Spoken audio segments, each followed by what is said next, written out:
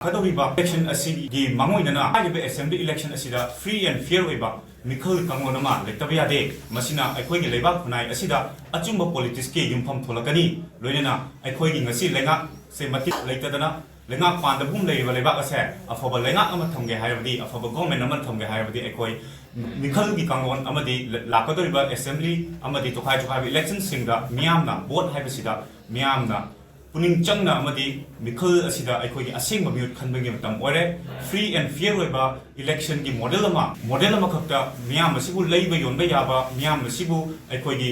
lalon bot kum uriba adumba mikhal gi kangon bot ki moong asa masi semdoknaba aikoi miyam hupna miyam go khal taminanabagi politics ko khangminanaba political socialization gi campaign ama khakne lakliba January gi tang taraga taruk irai numit asida Manipur University gi auditorium da Manipur Yulik Mayola Madi Mushuga Kusham Narakanda Equina Jahi Ama Chukna Sasarakadaba Politics Anoba Lamoni board Politics Board for National Regeneration Habit Masida Jahi Machukna Satakadaba campaign Sigi Hotopiki Torum Antuk Sagadavani High River campaign Sida Saturn Harol Senior Citizens Sing Civil Society Organizations Sing Political Marine number politics ki hiramda sin suriba miyoi sing loinana club sing maya pabi sing imalup sing punamakna sungsoi soidana srup ya biu haiduna press amadi print media singda request observagi adugumba press briefing aduni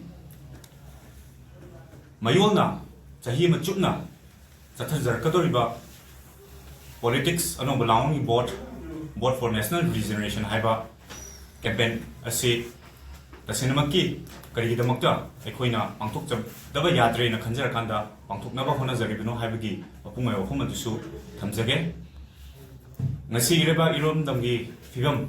yamna luwa figam ta leili haibase koi punong na khangna ro khum ne tokai bi hiram kaya da koi tung halakanda ngasi di leba khunai asi Film sadaba ama mayuk nari sahi ahum surakadaroiba adugumba Manipur gi yamna laibak thiba thokok asigi warushina masu koi propang ngamdana leiri punamak sing asi yengjarakanda ngasi laibak khunai asida thoiba thodo wathok khudimaki mapung mai bahor famdi ekoi politics pu nathajuna thamba politics pu ekoina hangoi tukat chabagi akoi lichet ama ekoi miyamna atam sangna leirakpa Masidagi, Apungana Tulapani, Hanamayona, Kanjaraga, Nasimak, Ladiba, Manipur, India political relationship, Luina, Manipur, da Ladiba, Semilongi Figam, Manipur, da Nasi Miamna, politics book, going to Katanari Figam,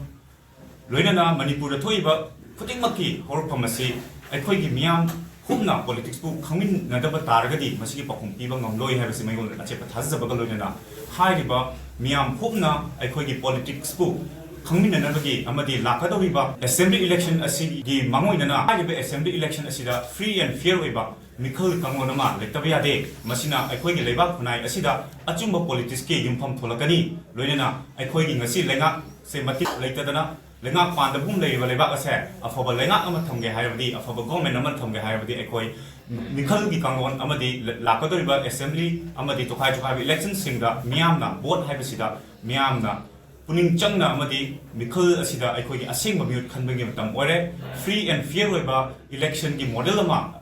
chathadaba targadi election asibu leiba yonba yaba adugumba election gi model ama khakta miyam asibu leiba yonba yaba miyam asibu aikoi gi lalon bot kum uriba adugumba mikhal gi kangon bot ki moong asa masi semdoknaba aikoi miyam hupna miyam go khal taminanabagi politics ko khangminanaba political socialization gi campaign ama khakne Maramaduna Nasidi, Equi Miam Pugna, Equi Afaba Lenama Kamdavidamakta, Miamna, candidate Singbu, Oina, Equi Kendra for candidate Singbu, Chintoga, Equi Assembly, Manipur State Assembly, Tamatam Ware, Masiki, Ona Tainabada, Politics Pu, Lanon Itiki Mapam, Ontropa, commercialization of politics Toropa, Miam Masibu Labu on Biabi Mong the Labor Sa, Masi Miam Puna Tingoga Targadi, Manipur Tungi Labor, Equi Tambam the Film the Hibam Amadalay, Loinana, Manipuri, the Nahasing, Punamak, Equi ꯌꯥꯝꯅ ꯈꯨꯗꯣꯡꯊꯤꯅꯤꯡꯉꯥꯏ ꯑꯣꯏꯕ ꯐꯤꯕꯝ ꯑꯃꯗ ꯑꯩꯈꯣꯏ ꯂꯩꯒꯅꯤ ꯂꯣꯏꯅꯅ ꯃꯅꯤꯄꯨꯔ ꯑꯁꯦ ꯆꯍꯤ 10 ꯑꯃꯗꯤ 35ꯒꯤ ꯃꯅꯨꯡꯗ ꯁꯣꯏꯗꯅ ꯃꯨꯠꯀꯅꯤ ꯍꯥꯏꯕꯁꯦ ꯃꯩꯒꯨꯜ ꯊꯥꯖꯕꯅꯤ ꯃꯁꯤ ꯄꯨꯝꯅꯃꯛ ꯈꯟꯖꯔꯒ ꯄꯣꯂꯤꯇꯤꯀꯦꯜ ꯀꯦꯝꯄꯦꯟ ꯑꯁꯤ ꯑꯩꯈꯣꯏ ꯆꯍꯤ ꯑꯃ ꯆꯨꯞꯅ ꯏꯂꯦꯛꯁꯟꯒꯤ ꯃꯃꯥꯡꯗ ꯖꯦꯅꯔꯦꯜ ꯑꯦꯁꯦꯝꯕ꯭ꯂꯤ ꯏꯂꯦꯛꯁꯟꯒꯤ ꯃꯃꯥꯡꯗ ꯑꯩꯈꯣꯏ ꯄꯥꯡꯊꯣꯛꯆꯅꯕꯒꯤ ꯁꯦꯝ ꯁꯥꯕ ꯄꯨꯝꯅꯃꯛ ꯂꯣꯏꯖꯔꯒ ꯂꯥꯛꯂꯤꯕ ꯇꯥꯡ 16 ꯏꯔꯥꯏ ꯅꯨꯃꯤꯠ ꯏꯪꯁꯣꯛ 2023ꯒꯤ ꯄꯨꯡ 10 ꯇꯥꯕ ꯃꯇꯝꯗ ꯃꯅꯤꯄꯨꯔ ꯌꯨꯅꯤꯚꯔꯁꯤꯇꯤꯒꯤ ꯑꯣꯗꯤꯇꯣꯔꯤꯌꯝ ꯍꯣꯜꯗ ꯑꯩꯈꯣꯏ ꯄꯥꯡꯊꯣꯛꯆꯅꯕ ꯁꯦꯝ ꯁꯥꯕ ꯂꯣꯏꯖꯔꯦ ꯍꯥꯏꯗꯨꯅ ꯂꯩꯕꯥꯛ ꯃꯤꯌꯥꯝꯗ ꯈꯪꯍꯟꯖꯔꯤ ꯊꯦꯡꯛ ꯌꯨ ꯆꯤꯡꯒꯤ ꯌꯥꯎꯅ ꯍꯥꯏꯕ ꯇꯥꯔꯦ ꯑꯉꯝꯕꯤ ꯊꯥꯛꯇ ꯑꯩꯈꯣꯏ ꯄꯣꯂꯤꯇꯤꯀꯦꯜ ꯁꯣꯁꯤꯌꯦꯂꯥꯏꯖꯦꯁꯟ ꯀꯦꯝꯄꯦꯟ ꯑꯣꯏꯅ ꯆꯠꯊꯖꯒꯅꯤ ꯂꯣꯏꯅꯅ ꯑꯩꯈꯣꯏ ꯇꯣꯈꯥꯏ ꯇꯣꯈꯥꯏꯕ ꯁꯣꯁꯤꯌꯦꯜ ꯃꯦꯗꯤꯌꯥ ꯄ꯭ꯂꯦꯠꯐꯣꯔꯝꯁꯤꯡꯗ ꯂꯤꯂꯥ ꯐꯤꯂꯝ ꯗ꯭ꯔꯃꯥꯅꯆꯤꯡꯕꯁꯤꯡꯗꯁꯨ ꯑꯩꯈꯣꯏ ꯍꯥꯏꯔꯤꯕ ꯃꯤꯌꯥꯝ ꯌꯧꯅꯕ ꯑꯩꯈꯣꯏ ꯀꯟꯅ ꯍꯣꯠꯅꯖꯒꯅꯤ ꯑꯗꯨꯒ ꯃꯇꯝ ꯃꯇꯝꯒꯤ ꯑꯣꯏꯕ ꯁꯦꯃꯤꯅꯥꯔ ꯃꯇꯝ ꯃꯇꯝꯒꯤ ꯑꯣꯏꯕ ꯄ꯭ꯔꯣꯒ꯭ꯔꯥꯝ ꯀꯌꯥ ꯑꯃ ꯏꯟꯇꯦꯂꯦꯛꯆꯨꯑꯦꯜ ꯌꯥꯎꯅ ꯅꯍꯥꯁꯤꯡꯒ ꯈꯨꯠꯁꯝꯅꯔꯒ ꯑꯩꯈꯣꯏ ꯁꯤꯟꯖꯔꯛꯀꯅꯤ ꯍꯥꯏꯕ ꯋꯥꯐꯝꯁꯦ ꯊꯝꯖꯒꯦ